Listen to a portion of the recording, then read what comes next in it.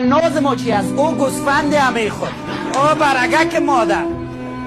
بیا پورک خود تو وقتی تو را برا بگم تو آدم نمیشه دیگه خراب میزنه.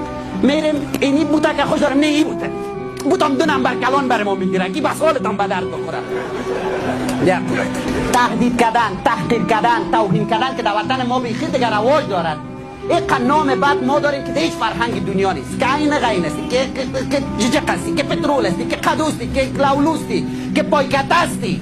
مقایسه کردن، اولاد مقایسه میکنیم که سعی کن بیادرکت خوب است تو نیستی، دختر کاکایت خوب است نیستی. من میگم اطفالک در ماینه خانه میرن مقایسه میکنم، این تو پدرت تا بگو در تلویزیون که دی یک وزیر گپ میزد بگو پدر جون وزیر است تو نیستی.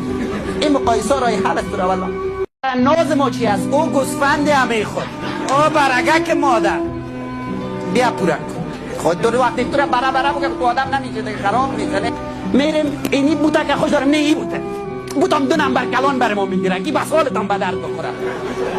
بیا پورک تهدید کردن، تحقیر کردن، توهین کردن که در وطن ما بیخی دیگر رواج دارد.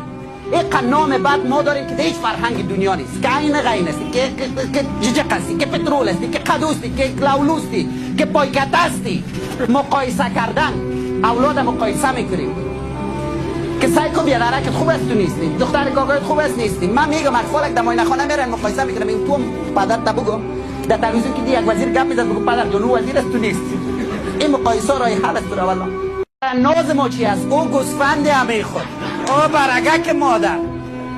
بیا پورک خود تو وقتی تو را برا بگم تو آدم نمیشه دیگه خراب میزنه. میریم اینی بوتا که خوش دارم، نه ای بوته بوتام دو نمبر کلان بر ما میگیرن که بس حالتان به درد بخوره. بیا پورک تهدید کردن، تحقیر کردن، توهین کردن که در وطن ما بیخی دیگر رواج دارد. این نام بعد ما داریم که هیچ فرهنگ دنیا نیست، که این غین است، که ججق است، که پترول است، که قدوستی، که لولوستی، که پایکت استی.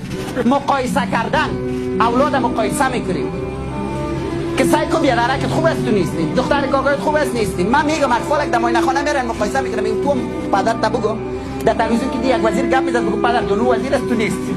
این مقایسه رای حل است تو والله.